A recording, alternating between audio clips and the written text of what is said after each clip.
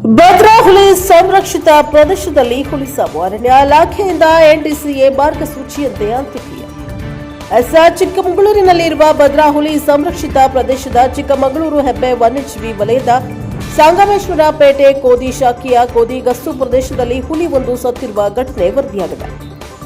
ಕೋದಿ ಗಸ್ತಿನಲ್ಲಿ ಹುಲಿ ಗಣಿತ ಸಿಬ್ಬಂದಿಗಳು ಗಸ್ತು ಕಾರ್ಯ ಮುಗಿಸಿ ಹಿಂತಿರುಗುವ ವೇಳೆ ಗಂಗೆಗೇರಿ ಮೆಸಲು ಅರಣ್ಯ ಪ್ರದೇಶದ ಶಿರಗೋಳ ಗ್ರಾಮದ ಸರ್ವೆ ನಂಬರ್ 15ರಲ್ಲಿ ಹುಲಿ ಒಂದು ಸತ್ತು ಬಿದ್ದಿರುವುದು ಸಿಬ್ಬಂದಿಗಳ ಗಮನಕ್ಕೆ ಬಂದಿದೆ.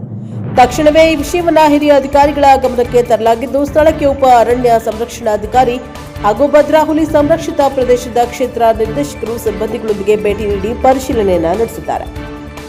ಎನ್ಟಿಸಿಎ ಮಾರ್ಗಸೂಚಿಗಳಂತೆ ಪ್ರಾಥಮಿಕ ತನಿಖೆ ನಡೆಸಲಾಗಿದ್ದು, ಮೃತ ಹುಲಿಯ ವಯಸ್ಸು ಅಂದಾಜು 8 ರಿಂದ 10 ವರ್ಷಗಳಿರಬಹುದೆಂದು ಅರಣ್ಯ ಇಲಾಖೆ ಅಧಿಕಾರಿಗಳು ತಿಳಿಸಿದ್ದಾರೆ. ಸತ್ತಿರುವುದು ಗಂಡು ಹುಲಿಯಾಗಿದ್ದು, ಮೇಲ್ನೋಟಕ್ಕೆ ಹುಲಿಗಳ ನಡುವಿನ ಪರಸ್ಪರ ಹೋರಾಟದಿಂದ ಸಾವಾಗಿರಬಹುದು ಎಂದು ಅಂದಾಜಿಸಲಾಗಿದೆ.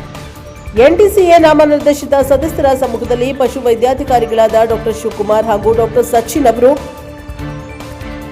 ಮರಣೋತ್ತರ ಪರೀಕ್ಷೆ ನಡೆಸಿ ಕಳೆ ಬರೆದ ಮಾದರಿಯನ್ನ ಸಂಗ್ರಹಿಸಿದ್ದಾರೆ. ಹೆಚ್ಚಿನ ತನಿಖೆಗಾಗಿ ಈ ಮಾದರಿಗಳನ್ನು ಪರೀಕ್ಷಾ ಸಂಸ್ಥೆಗಳಿಗೆ ಕಳುಹಿಸಲು ಅರಣ್ಯ ಅಧಿಕಾರಿಗಳು ತೀರ್ಮಾನಿಸಿದ್ದಾರೆ.